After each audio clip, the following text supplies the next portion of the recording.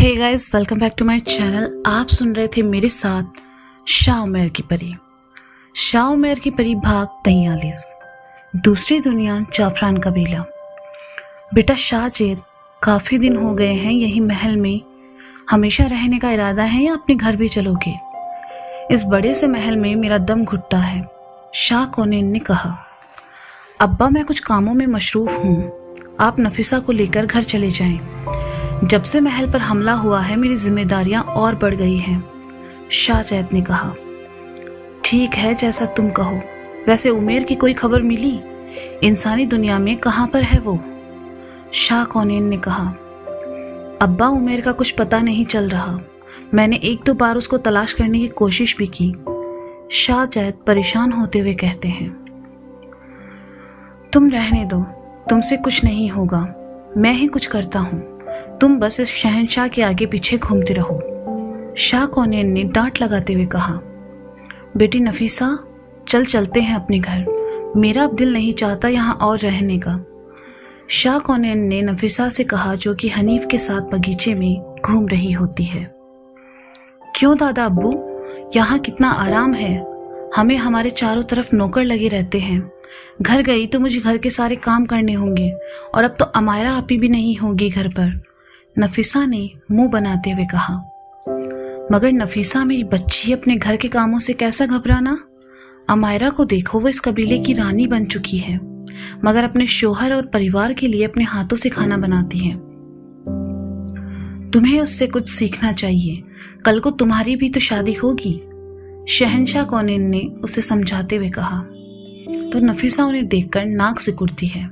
दादा हुजूर, मैं सोच रहा हूँ कि मैं इस कम अकल से शादी के लिए मना कर दूँ। क्या पता शादी के बाद सारे काम मुझे करने पड़े घर के। इसका तो क्या, ये तो खुद बस महारानी समझती है खुद को। हनीफ ने नफीसा की नाक खींचते हुए कहा। हाँ तो मना कर दो, मुझे भी तुमसे शादी नहीं करनी, नफीसा ने कहा। तुम दोनों आपस में मत झगड़ो, मैं अपने घर अकेले ही चला जाता हूँ। वैसे भी एक उम्र मैंने अकेले ही काटी है, जिंदगी के कुछ दिन और सही। शाह कोनेन थोड़ा उदास होकर कहते हैं तो नफीसा मुस्कुराकर उनका हाथ थाम लेती है और घर चलने का इशारा करती है। बेटे, अपने घर को कभी वीरान नहीं छोड़ते। दूसरों के घर में हमें कितना भी आराम व अपनापन मिले, आखिर वो होता है जो दूसरे का घर ही है। वो तो इरफान बेटे ने रोक लिया, इसलिए इतने दिन, वरना मैं यहाँ कभी नहीं रुकता। शाह कोनेन पूरे घर का चक्कर लगाते हुए नफीसा और हनीफ से कहते हैं। दादा हुजूर, आप उमेर को वापस ले आओ ना, उनके बिना सब सूना सूना लगता है। अब तो सब कुछ ठीक हो गया है हमारे कबीले में। वैसे सुनने में आया है कि शहजादी मरियम और शहजादे अल्तमस का रिश्ता भी होने वाला है, क्योंकि शहजादी मरियम खुद शहजादे अल्तमस से रिश्ते के लिए अपने अब्बा से कह रही थी। अब जबकि सब कुछ ठीक है तो बेचारे हमारे उमेर को सजा क्यों मिली? हनीफ ने कहा। सही कहा तुमने हनीफ, लगता है हमारी गैर मौजूदगी में कोई हमारे घर पर आया था। मुझे यहाँ दो इंसानी बू महसूस हो रही है, खासकर मेरे आईने के पास। मुझे कुछ गड़बड़ होने का एहसास हो रहा है। शाह कोनेन ने आईने पर जमी धूल को हाथों से साफ करते हुए कहा। शहर धनबाद में। अंकल, परी उठ गई है क्या? आशिफ ने सुबह सुबह परी के घर आते हुए कहा। नहीं, वो सो रही है। क्या काम है बताओ, हसन जी ने गुस्से से कहा। लो, आप भूल गए? कल रात को ही तो आपको बताया था, अच्छे से जहन में डाल लेना, कल हमारी शादी है, और आप सुबह होते ही भूल गए। वैसे मैं आज खुद परी को उठाऊंगा। कहते हुए आशिफ सीधा परी के कमरे में चला जाता है। हसन जी उसे रोकने की कोशिश करते हैं, मगर वो नहीं रुकता और सीधा परी के कमरे में आता है। परी को बेखबर सोता देखकर पहले मुस्कुराता है और फिर सामने पड़ी पानी की बोतल उठाकर उस पर उड़ेल देता है। उठ जाओ मेरी परी, आज हमारी शादी है। देर तक सोते रहोगी तो तैयारियां कैसे होंगी? आशिफ, तुम्हारा दिमाग खराब हो गया है क्या? ये कोई तरीका है किसी को उठाने का? परी ने हड़बड़ाकर उठते हुए कहा। आज से आदत डाल लो मेरा चांद। चलो अब जाकर नहा लो, फ्रेश हो जाओ जल्दी से। तुम्हें मेहंदी लगाने के लिए एक लड़की आएगी, शाम में वही तुम्हें दुल्हन बनाएगी। बिना कोई सवाल के चुपचाप मेरे नाम की मेहंदी लगा लेना। आशिफ ने टॉवेल से परी के चेहरे को पोंछते हुए कहा। उससे पहले मैं एक बार उमेर से मिलना चाहती हूँ और तुम मेरे सामने उसे आज़ाद करोगे तभी मैं तुमसे शादी करूँगी, परी ने कहा। अरे ज़रूर मिलवाऊंगा, मगर निकाह के बाद। उस जिन को पहले आज़ाद किया तो वो हमारी शादी होने नहीं देगा। खैर छोड़ो ये सब, ये लो तुम्हारे कपड़े, पहले तुम नहा लो, रात में ये दुल्हन का जोड़ा पहन लेना। अब मैं चलता हूँ, भाई मुझे भी तो दूल्हा बनना है, जरा खुद की शक्ल ठीक करा लूँ। क्या अंकल आंटी, आप लोग ऐसे क्यों मुंह लटकाए हो? अपनी बेटी की शादी का कोई इंतजाम नहीं करोगे? आशिफ हंसते हुए परी को कपड़ों का थैला थमाकर वहां से चला जाता है। इस लड़के ने तो एकदम ही अपना रवैया बदल लिया। मुझे जरा सा भी इल्म नहीं था कि इतना खतरनाक निकलेगा, हसन जी ने कहा। अब हम क्या करेंगे, हम तो फंस गए, नादिया जी ने सर पर हाथ रख परेशान होते हुए कहा। आईने से मैंने कई बार उसकी बहनों को आवाज लगाई, मगर मुझे कोई भी जवाब नहीं दे रही। न जाने आसिफ ने आईने को क्या कर दिया है। मैं उमेर की दुनिया में मदद के लिए जा भी नहीं सकती। मम्मी पापा, उमेर के लिए मुझे आशिफ से शादी करनी पड़ेगी, वरना न जाने वो क्या करेगा, परी ने उदास होकर कहा। बेटा हमें नहीं पता था कि हम अपनी बेटी को इस तरह विदा करेंगे। काश कि हम तेरे लिए कुछ कर पाते। अगर उमेर की जिंदगी उसके हाथों में नहीं होती तो मैं उससे तेरी शादी कभी नहीं होने देता, हसन जी ने परी को गले से लगाते हुए कहा। पापा, उमेर को तो मैं उसकी कैद से रिहा करा लूंगी, परी ने रोते हुए कहा। तभी दरवाजे पर दस्तक होती है। नादिया जी जाकर दरवाजा खोलती है तो सामने एक लड़की खड़ी होती है और नादिया जी को देखकर कहती है, गुड मॉर्निंग मैम, मेरा नाम रीना है, मुझे आशिफ सर ने मेहंदी के लिए भेजा है। नादिया जी परी की तरफ देखती है तो परी कहती है, मम्मी आप इन्हें बिठाओ, तब तक मैं नहा कर आती हूँ।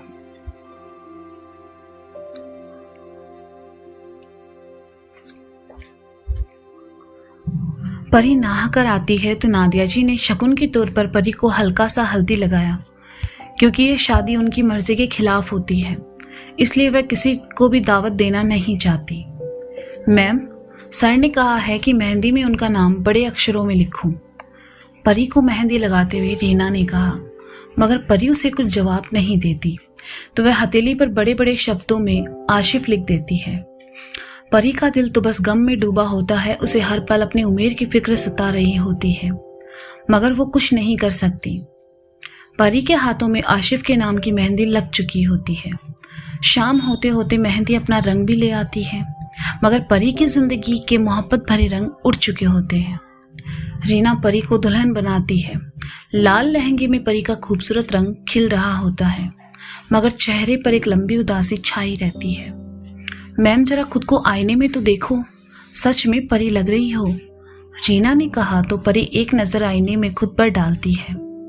रोते हुए आईने पर एक बार फिर अमायरा नफीसा को आवाज देती है, मैम क्या हुआ, आप इस तरह क्यों कर रही है, क्या आप इस शादी से खुश नहीं हैं?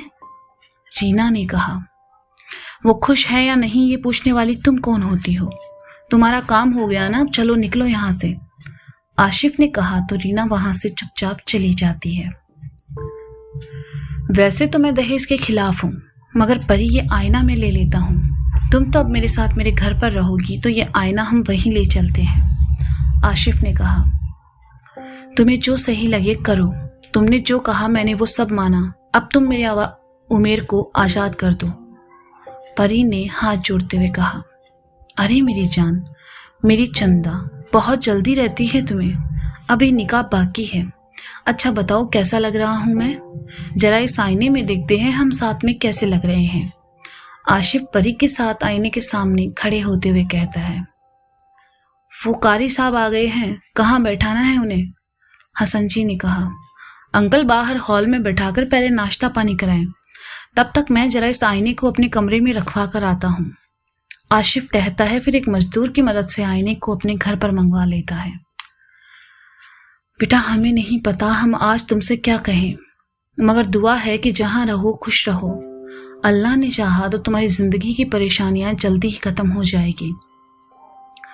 नादिया जी ने प्यार से परी के सर पर हाथ रखते हुए कहा, मम्मी, हमारी जिंदगी में कब कुछ सही रहा है जो आगे रहेगा, बाकी आगे जो होगा देखा जाएगा।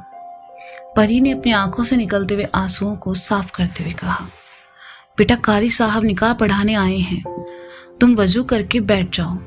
हसन जी ने कहा तो परी गुसल खाने में जाकर वजू कराती है और फिर 2 रकात नमाज हजात पढ़कर अपने और उमेर के लिए दुआ करती है।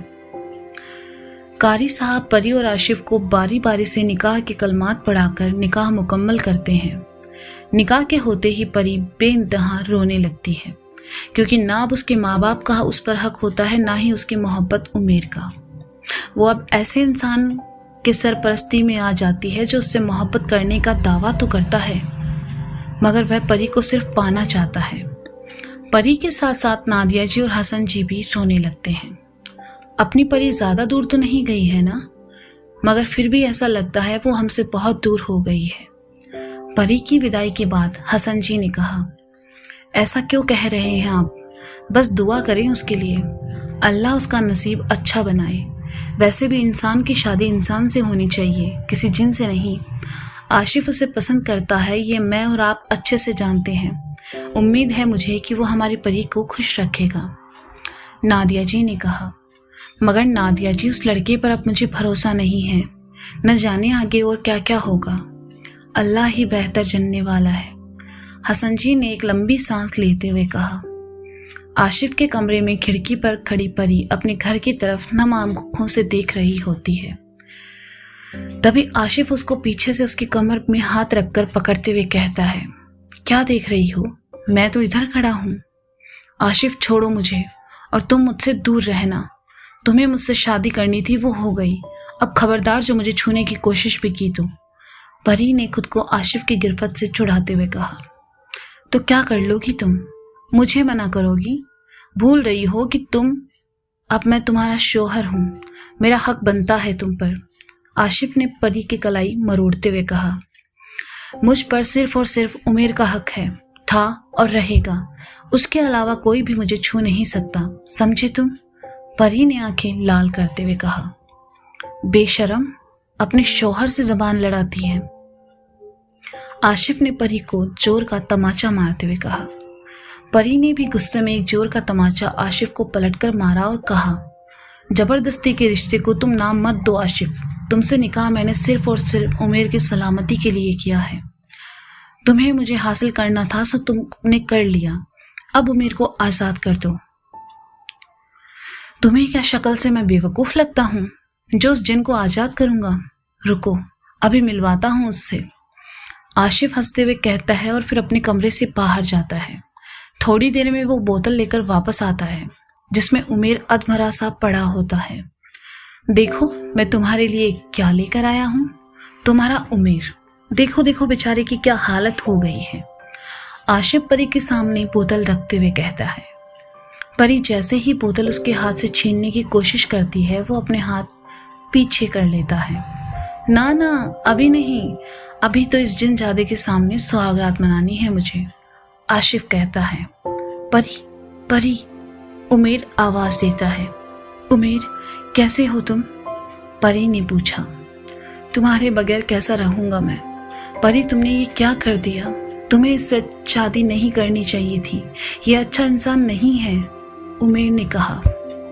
मैं क्या करती उमेर? मैं मजबूर थी, इसने शादी के बदले तुम्हें छोड़ने का वादा किया था मुझसे, इसलिए मैंने इस बदजात से शादी की, परी ने कहा। परी, मुझे मरने देती, तुम वैसे भी मर ही रहा हूं मैं, मगर तुम्हें इसके साथ शादी नहीं करनी चाहिए थी, तुमने अपनी जिंदगी बर्बाद नहीं करनी चाहिए थी, उमेर ने रोते हुए कहा। ए हेलो, दोनों बंद करो ये सब ड्रामा, तुम दोनों और प्यारे जिनी। आज मैं तुम्हारे सामने ही तुम्हारी मोहब्बत के साथ वो सब करूंगा जो शायद तुम्हें बर्दाश्त ना हो, आशिफ ने कहा। फिर वो बोतल को बेड के सामने ऊंची जगह पर रख देता है और परी को जबरदस्ती पकड़कर बेड पर पटक देता है। खबीस, छूना भी मत उसे, वरना तेरे टुकड़े टुकड़े कर दूंगा, उमेर बोतल के अंदर से चिल्लाता रहता है। लेकिन आशिफ पर तो एक जुनून सवार होता है, उसे बस उमेर को नीचा दिखाना था। मोहब्बत को शर्मसार करने में उसे वक्त नहीं लगता और परी के साथ जबरदस्ती कर उसके कपड़े नोचकर निकाल देता है। परी का रोना गिड़गिड़ाना किसी काम नहीं आता क्योंकि आशिफ बस उस उमेर को नीचा दिखाने का फितूर चढ़ा होता है। आशिफ, खुदा के वास्ते मुझे छोड़ दो। आज तो खुदा आकर भी कहे तो भी मैं तुम्हें नहीं छोड़ सकता परी। बहुत सालों से जल रहा हूँ अकेले इस आग में, कब से और कितनी मोहब्बत करता हूँ तुमसे। और तुम इस जिनजादे से शादी करना चाहती थी। आशिफ की आंखों में गुस्सा बढ़ता जाता है। गुस्से में ही वो अपने सारे कपड़े उतार फेंकता है और परी के साथ बेड पर आ जाता है। आशिफ, मत करो ऐसा, मत करो। परी गिड़गिड़ाते हुए रोती है पर आशिफ हद पार कर देता है। बोतल में बंद उमेर को खुद को बाहर निकालने के लिए हाथ पैर सिर सब कुछ मारता है, लहूलुहान कर लेता है। बेहोशी चढ़ने लगती है और उमेर सब कुछ होता देखने से पहले ही बोतल में बेहोश हो जाता है। आशिफ हैवानियत की सारी हदें पार कर उठता है और परी का जोड़ा उठाकर उस पर फेंकता है। लो, संभालो अपनी इज्जत। एक बात कहूँ परी, तुम्हें मेरी मोहब्बत ही मिलनी थी, लेकिन जो गलत राह पकड़ ले उसके लिए तो खुदा आलिमों को भेजते हैं। देखो, मैं आ गया, बचा लिया तुम्हें इस जिन से। कपड़े पहनते हुए आशिफ परी को समझाते हुए कहता है। परी से आकर उसकी पेशानी को ऊपर कर उसे चूमता है और बाहर निकल जाता है। परी अपनी इज्जत को शर्मसार होने का सोच बस रोती हुई अपने कपड़े पहनती है। तो दोस्तों, ये था शाह उमर की परी भाग 43। इसका अगला भाग आप जल्द ही सुनेंगे। तब तक के लिए शुक्रिया, बाय बाय। अपना ख्याल रखें और सुनते रहें शाह उमर की परी।